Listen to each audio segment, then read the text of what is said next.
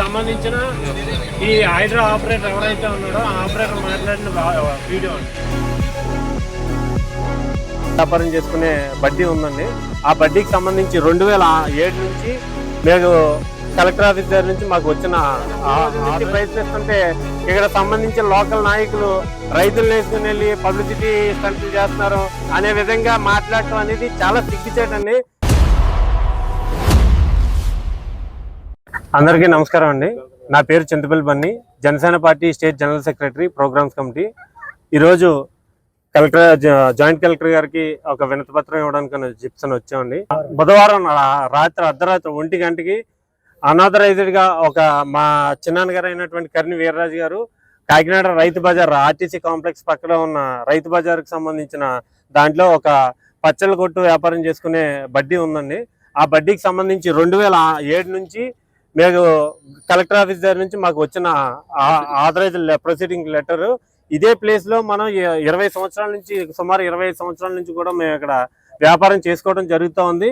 దానికి సంబంధించి గవర్నమెంట్ కి మేము పే చేస్తున్న బిల్స్ అండి. రసీదుకి సంబంధించి సుమారు 300 రూపాయల దగ్గర నుంచి ఈరోజు 2500 రూపాయల వరకు కూడా మేము కంటిన్యూగా అదే ప్లేస్ లో కంటిన్యూగా బిజినెస్ చేస్తున్న వ్యక్తి. సో మొన్న బుధవారం అర్ధరాత్రి 1 గంటకి ఒక హైడ్రాని ఒక ట్రైలర్ని తీసుకుని వచ్చి అన్యాయంగా అక్కడ ఉన్న బడ్డీని వేరే చోటకి మూవ్ చేసేయడానికి చూస్తున్నప్పుడు అక్కడ వాచ్మెన్ మాకు ఇన్ఫర్మేషన్ ఇస్తే మేము అందరం వెళ్ళేటప్పటికి అందరూ కూడా మొత్తం పారిపోయారు. ఆ జేసీబీ ఆపరేటర్ దొరికాడండి.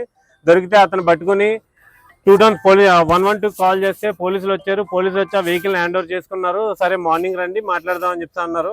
మార్నింగ్ వెళ్ళిన తర్వాత కూడా వాళ్ళ కంప్లైంట్ అనేది ఎవరైతే ఇప్పుడు పర్సన్ అక్కడ స్పాట్ లో జేసీబీని పురమాయించిన వ్యక్తి నక్కా కిషోర్ అండి. ఈ నక్కా కిషోర్ అనే వ్యక్తి పక్కా వైసీపీ కార్యకర్త. ఈ వైసీపీ కార్యకర్తను అక్కడ పెట్టి ఆ వెనకాల మొత్తం దీన్ని అంతా నడిపించింది, ఈ జేసీబీని పురమాయించింది ఎవరు అని చెప్పని ఆ జేసీబీ ఓనర్స్ వాళ్ళందరూ వచ్చినప్పుడు మాకినేడి భాస్కర్ గణేష్ అని చెప్పని ఎవరైతే ఈ రైతు బజార్కి ఆనుకుని ఉన్న వ్యక్తి ఉన్నాడో ఆ వ్యక్తి రీసెంట్ గా కొన్ని షాపులు ఆ ప్లేస్ లో కట్టుకోవడం జరిగింది. ఆ షాపులకి లోపలికి వెళ్ళడానికి మార్గానికి వీళ్ళ బడ్డీ అడ్డుగా ఉందని చెప్పని ఆ బడ్డీని తీయించడం కోసం అనాథరైజ్డ్ గా రాత్రి 1 గంటకి తీశారండి. సుమారు బుధవారం నుంచి ఈ రోజు వరకు కూడా లోకల్ సిఐ గారికి దగ్గరికి వెళ్ళి కలిస్తే ఆయన కూడా ఈ రోజు వరకు దానికి సంబంధించి ఒక కేసు కూడా కట్టలేని పరిస్థితిలో ఉన్నారంటే మనం అధికార పార్టీలో భాగస్వాములు అయినటువంటి జనసేన పార్టీలో ఉండి మేము పని చేయించుకోలేకపోతున్నామా, లేకపోతే అధికారులు వైసీపీ వాళ్ళకి ఇంకా కొమ్ము కాయటం అలవాటు పడిపోయారా, లేకపోతే వైసీపీ వాళ్ళకే ఇప్పుడు అధికార పార్టీ వాళ్ళు కొమ్ము కాస్తున్నారా అనేది కంపల్సరీగా తెలియవలసింది. ఇది కేవలం ఒక రాజకీయ సమస్య కాదండి, ఒక రైతుకి సంబంధించిన సమస్యగా మేము వెళ్ళి ప్రతి ఒక్కరికి కూడా మేము రిప్రజెంటేషన్ ఇవ్వడానికి గత 3 రోజుల నుంచి ప్రయత్నిస్తుంటే ఇక్కడ సంబంధించిన లోకల్ నాయకులు రైతులు వేసుకుని వెళ్ళి పబ్లిసిటీ స్టంట్లు చేస్తున్నారు అనే విధంగా మాట్లాడటం అనేది చాలా సిగ్గుచేటండి. వీళ్ళందరూ రైతులకు తెలిసింది ఏంటి అంటే వాళ్ళు అక్కడ పండించుకోవటం, వచ్చి వ్యాపారం చేసుకోవడమే.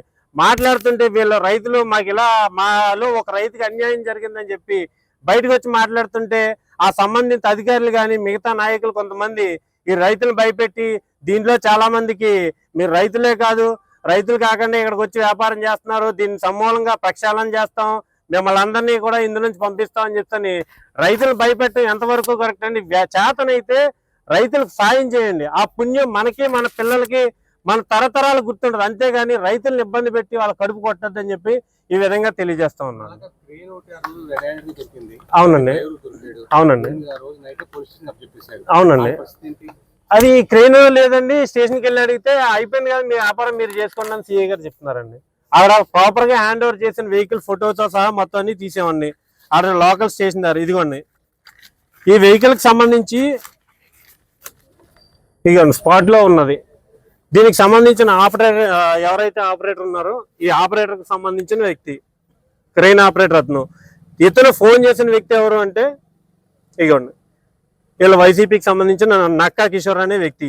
ఇది ప్రాపర్ వాయిస్ మొత్తం అంతా కూడా ఈ నక్కా కిషోర్ మాట్లాడేటప్పుడు బొచ్చు శేఖర్ గారు పురమాయించమన్నారండి, నాకేం తెలియదండి అని చెప్పినప్పుడు ఈవెన్ ఒకవేళ మేము వెళ్ళి మాట్లాడుతుంటే మేము అధికారంలో ఉన్నాం కదా మా పేర్లు చెప్తున్నారు అని అంటున్నారండి. ఓకే, ఎవరి పేర్లు అయినా చెప్పొచ్చు, కానీ ఇప్పుడు ఎక్కడో దొంగతనం జరిగినప్పుడు నా పేరు చెప్తే నేను బాధ్యత తీసుకుని దాన్ని షార్ట్అవుట్ చేయవలసిన విషయం ఉంది. ఇక్కడ రాత్రి 1 గంటకి ఒక రైతుకి అన్యాయం జరుగుతుంటే ఆయన ఆధీనంలో ఉన్నటువంటి ఆ చైర్మన్ గారు ప్రాపర్ గా రెస్పాండ్ అయ్యి ఈ రోజు వరకు దీనికి సంబంధించిన రైతులు ఎవరితో అయినా ఒక మాట అయినా మాట్లాడారండి చైర్మన్ గారు? లేదు. తిరిగి వచ్చి వీళ్ళనే భయపెట్టడానికి దీంట్లో చాలా మంది రైతులే కాదు అని చెప్తానంటే రైతు బజార్లో ఎక్కడెక్కడి నుంచో పండించుకుని తీసుకొచ్చి ఇక్కడ అమ్ముకుని వాళ్ళ పూట గడవటం కోసమే చూసుకుంటారు తప్పించి వాళ్ళకి మిగతా రాజకీయాలు ఏం తెలియదు. ఇన్ని సంవత్సరాలుగా రైతు బజార్లో ఇంకా చాలా ప్రాబ్లమ్స్ ఉన్నాయి. గట్టిగా చెప్పాలంటే రైతు బజార్ యాక్చువల్గా ఫస్ట్ శాంక్షన్ చేసిన ప్లేస్ ఎంత, ఇప్పుడు రైతు బజార్లో ఉన్న స్థలం ఎంత ఉంది, ఎంత ఆక్యుపై అయింది? నిజంగా ప్రజాప్రతినిధులు ఉన్న వాళ్ళు మీకు చిత్తశుద్ధి ఉండి రైతుల పక్షాన్ని నిలబడాలి అనుకుంటే ఉన్న రైతు బజార్కి సంబంధించిన స్థలం, కేటాయించిన స్థలం ఎంత కేటాయించారు, ఇప్పుడు ఎంత ఉంది అనేది సమగ్ర సర్వే చేపిస్తే ఎవరేంటి, ఎవరు భాగవతం ఏంటి, ఎవరు వెనకాల ఉండి ఎంతమందికి సపోర్ట్ చేస్తున్నారు అనేది క్లియర్ గా తెలుస్తుందండి. సుమారు 17 గజాలు ఆక్యుపైడ్ గా బయటకు వచ్చిందనే విషయం 2014 నుంచి ఇష్యూ జరుగుతోందండి. కేవలం ఆ మాకినేని భాస్కర్ గణేష్ అనే వ్యక్తి ఎదరకొచ్చి 17 అడుగులు ఆక్యుపై చేయడం వల్ల రైతు బజార్కి సంబంధించి అనేక సమస్యలు గ్రీవెన్స్ లో కూడా వస్తున్నాయి. ఏంటంటే అక్కడ సంబంధించి ట్రాఫిక్ ఇబ్బంది బాగా ఎక్కువగా ఉందనేది ప్రతి ఒక్కరు కూడా అక్కడ ఎవరైతే కస్టమర్స్ వస్తున్నారో, ఈవెన్ మాకు ఒక పార్కింగ్ ప్లేస్ కూడా ఉండలేదండి. రైతు బజార్ పెట్టారు, అది మంచి రద్దీ ప్లేస్, పక్కనే కాంప్లెక్స్ ఉంది, పార్కింగ్ ప్లేస్ కూడా ఉండలేదని చెప్తాను పెట్టారు. సో గవర్నమెంట్ కూడా యాక్షన్ తీసుకుని అది ప్రాపర్ సర్వే చేయించి ఆ వెనకాల మిగతా ఆక్యుపైడ్ ల్యాండ్ అంతా కూడా ఇస్తే వచ్చే కస్టమర్స్ కూడా ఇబ్బంది లేకుండా పార్కింగ్ సదుపాయం కూడా కలెక్ట్ చేసుకోవచ్చు. అలాగే రైతులకు అనేక వెసులుబాట్లు కూడా అక్కడ మనం కలిగించుకోవచ్చు.